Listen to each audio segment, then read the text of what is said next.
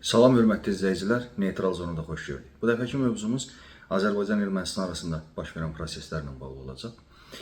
Xatırlayırıqsa, mart ayının ortalarından başlayaraq Azərbaycan tərəfi bəyanatlar verməyə başladı ki, Ermənistan tərəfi atəşkəsi pozur və Azərbaycan mövqələrini atəşə tutur.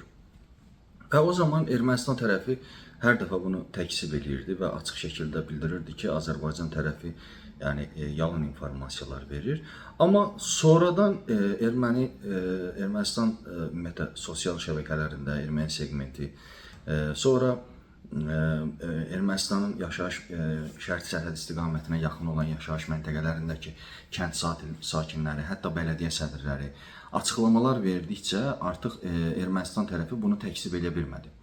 Və daha sonra Ermənistan Müdafiə Nazirliyi təxminən belə bir bəyanat verdi ki, düzdür, atəşkəs pozulur, amma bu qismən atəşkəsin pozulmağıdır. Çünki atılan güllələrin sayı azdır. Yəni, bu necə ola bilər? Həqiqətən də bu açığı bunun özü də bir sual işarəsidir. Və Ermənistan tərəfi təbii ki, daha sonra qismən də yenidən etiraflar etməyə başladı və bildirdi ki, bəli, atəşkəs həqiqətən də pozulur və dolayısıyla özləri tərəfdən pozulduğunu da bir müəyyən mənada etiraf elədi. Çünki yenə deyirəm, kənd nümayəndələri, ondan sonra bələdiyyə sədrləri səviyyəsində verilən açıqlamalar və erməni mediasının, erməni telegram kanallarının verdiyi açıqlamalar, ortaya çıxan video görüntülər göstərdi ki, bu atəşkəsin pozulmasında həqiqətən də Ermənistan tərəfinin rolu var və birbaşa onlar pozurlar və Azərbaycan tərəfi ən azından cavab atəş açır.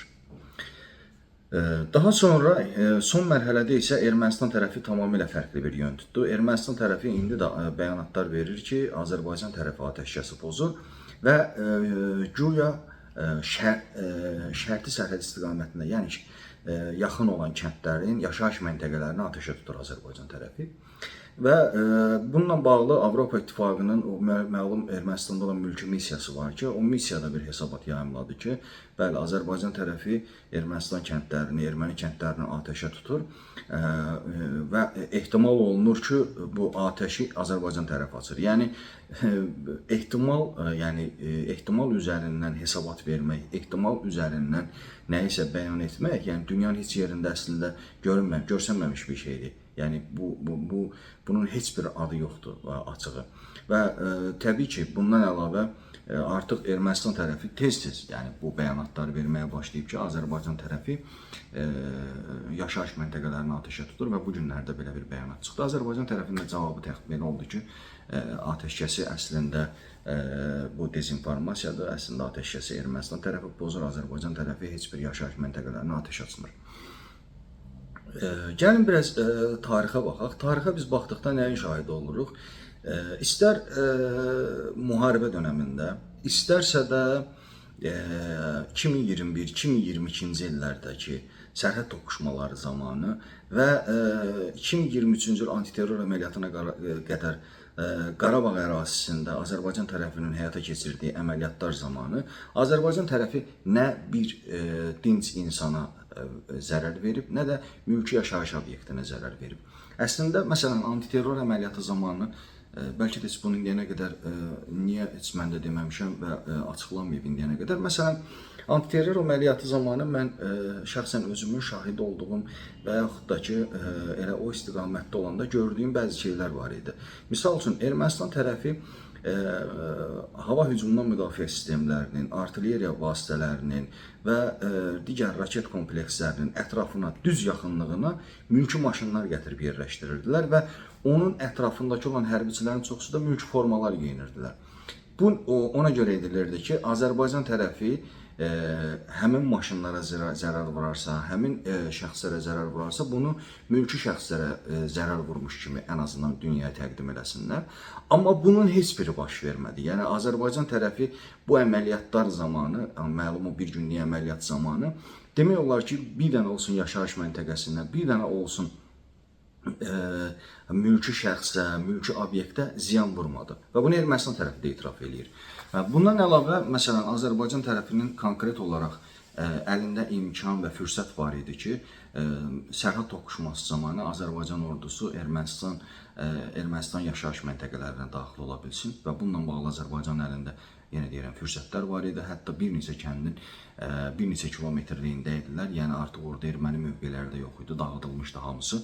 Yəni rahatlıqla, hətta deyərdim bir güllə atmadan o kəndləri Azərbaycan tərəfi öz nəzarətinə götürə bilərdi. Amma Azərbaycan tərəfi buna yetmədi və onu da qeyd eləmək lazımdır ki, həmin dövrdə misal üçün ən azından Rusiya istəyirdi ki, Azərbaycan ordusu ən azından Ermənistanın hansısa mülki yaşayış məntəqələrinə daxil olsun və bir yeni münaqişə ocağı, yəni münaqişə ocağının biri də Ermənistan ərazisində yaradılsın və bu proses daha da uzanacaqdı.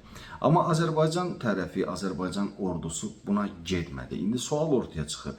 Əgər bu qədər fürsətlər olarkən, yəni Azərbaycan tərəfi əgər bu addımları atmayıbsa, İndi niyə görə mülki şəxslərə və yaxud da ki, yaşayış məntəqələrinə atəş atsın? Hesab edirəm ki, bu doğru yanaşma deyil, düzgün yanaşma deyil.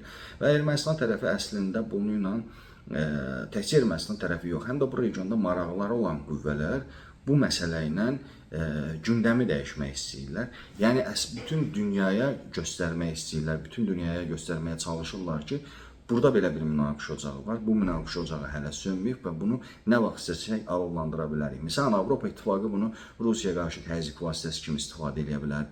Rusiya bu atəşkəsin pozulma hallarında maraqlı olaraq ən azından Qərb, Fransiya və yaxud da ki, Qərb ölkələrinə mesajlar çatdıra bilər və yaxud da ki, Çinlə Azərbaycan münasibətləri belə olduğu halda məlum o bir kəmər, bir yol layihəsi o Ermənistan arasından, Zəngəzur ərazisindən keçəcək. Bunu Çinə ən azından mesaj ola bilər ki, yəni burada münaqişə bitməyən ərazidən siz necə yol çəkə bilərsiniz. Yəni müxtəlif variantlar var, müxtəlif versiyalar var. Hər kəs də özündə haqlı hesab edir, bu məsələdə özünü haqlı hesab edir. Və düşünürəm ki, indiki mərhələdə Ermənistanın atdığı bu tip addımlar gərginliyə hesablanmış bir məsələdir və bu əslində bu Azərbaycanı Qərb qarşısında ən azından günahkar çıxartmaq cəhdidir və bunun arxasında təkcə Ermənistan dövləti yoxdur, həm Ermənistan diasporası var, həm erməni kilsəsi var və həm də Ermənistanın arxasında olan məlum bəzi güclər var. Yəni ona görə də indiki mərhələdə sülh bu qədər gərgin olan bir vəziyyətdə düşünürəm ki, sülh müqaviləsi də yaxın deyil. Müharibənin olub-olmayacağı təbii ki, biz bunu indidən deyə bilmərik. Amma əvvəldən dediyimiz kimi, aprel ayı da, elə may ayının özü də gərginliklə keçəcək və gərginliyin artan xəttindən davam edəcəyi gözləniləcək ən azından. Hər halda Azərbaycan tərəfi hesab edirəm ki, bütün bunların hamısına hazırdır və onu da qeyd eləmək lazımdır ki, Azərbaycan ordusu da ciddi şəkildə təlimlər həyata keçirir, döyüş hazırlığının artırılması yönündə ciddi addımlar atır. Ümumiyyətlə silah-sursat baxımından da, digər məsələlər baxımından da Azərbaycan ordusu maksimum çalışır ki, hər şeyə hazır olsun. Ona görə də ən azından Azərbaycan dövləti indi bir şeyi anlayır ki, bu regionda zəif olmaq, ümumiyyətlə bu regionda sülhə arxayın olmaq və yaxud da ki, torpaqları işğaldan azad elədim deyib, hər şey bitmiş kimi davranmaq və hətta deyərdim, dövlətin sonu ola bilər, müstəqilliyin sonuna qədər də gəlib çıxa bilər. Ona görə də düşünürəm ki, burada Azərbaycan mətbuatı da diqqətli olmalıdır, çünki erməni mətbuatı çox ciddi manipulyasiyalar eləyir və bunu Azərbaycan mətbuatında da bəziləri bunun təsir dairəsinə düşür. Həm də elə dövlət də, ordu da, ümumiyyətlə ictimaiyyət də bu məsələdə son dərəcə hesab edirəm ki, diqqətli olmalıdır. Çünki bu regionda nəyin baş verəcəyini hələ ən azından region ölkələri, heç region ölkələri özləri də bilmir. İzlədiyiniz üçün təşəkkür edirəm. Sağ olun, var olun.